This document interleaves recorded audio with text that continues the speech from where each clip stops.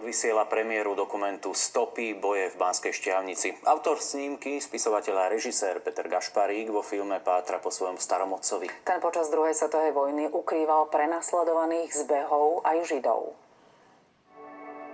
Peter Gašparík sa vydáva na cestu po stopách starého otca Štefana Trubana, ktorý sa napriek ohrozeniu seba a vlastnej rodiny rozhodol bojovať proti temnote ľudskosťou.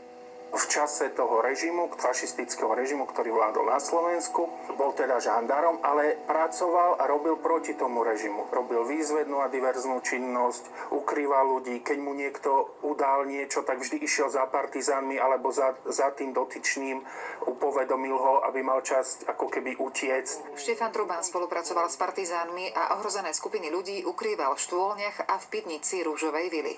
Rúžová vila bol penzión, a zároveň akési kultúrne centrum nad Banskou Štiavnicou. A v pivnici tejto Rúžovej vily schovával ľudí. A zároveň okolie Rúžovej vily je posiate štôľňami. V takomto niečom celé mesiace prežívali. Jediné šťastie, že tu je dobrý vzduch, že sa tu dá dýchať. A zase v zime bola stabilná teplota. 12 stupňov zima leta. A on týchto prenasledovaných a utláčaných ľudí presúval, schovával. Práve v období, kedy naozaj sa vypalujú dediny a tá hodnota ľudského života je strašne nízka, tak poskytnúť ubytovanie partizánom, poskytnúť im nocľah, zašiť im rany, oprať im oblečenie, to je takisto súčasť tej odbojovej činnosti. Peter Gašparík počas nakrúcania dokumentu spolupracoval s historikmi aj s archívom v Banskej Štiavnici.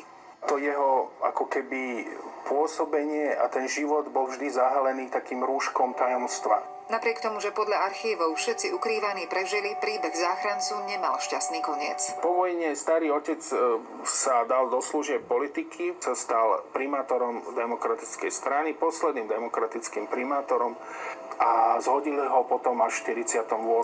Z verejného života ho odpísali. Ale zase na druhej strane ten pocit, že konal správne, nikdy nevezme.